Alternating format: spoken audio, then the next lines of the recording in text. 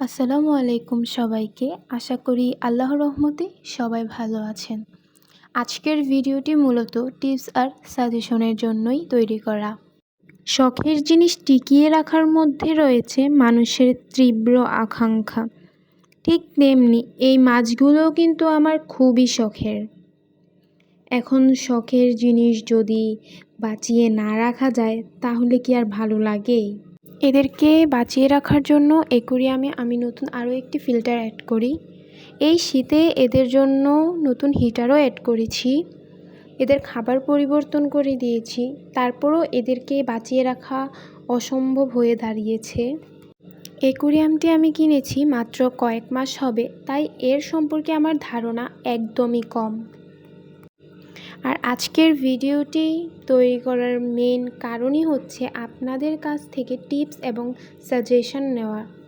আমরা যেখান থেকে অ্যাকোয়ারিয়ামটিকে কিনেছিলাম সেখান থেকেই কিন্তু আমরা মাছগুলোকে কিনেছি, এবং ওই দোকানের লোক যেভাবেই আমাদেরকে বলেছে আমরা সেভাবেই অ্যাকোয়ারিয়ামে মাছগুলোকে রাখি, এবং তার কথা মতোই কিন্তু মাছগুলোকে রাখা হচ্ছে এখনও। তারপরেও এই মাছগুলোকে আমরা টিকিয়ে রাখতে পারছি না।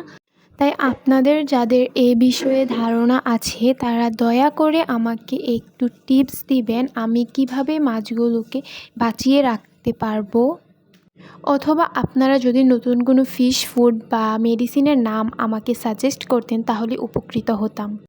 কমেন্ট বক্সে অনেকেই আমাকে অনেক রকম টিপস দেয় যেগুলো সত্যিই কার্যকর হয়। কয়েকদিন আগে একটি কমেন্ট পেয়ে আমি সকল আর্টিফিশিয়াল ফ্লাওয়ারগুলোকে কিন্তু অ্যাকোয়ারিয়াম থেকে তুলে ফেলেছিলাম। এবার আপনারাও দয়া করে আমাকে কিছু সাজেশন দিয়ে যাবেন, কারণ আপনাদের এই ছোটো ছোটো সাজেশনগুলোই কিন্তু আমাকে অনেক বড় বড় হেল্প করে থাকে।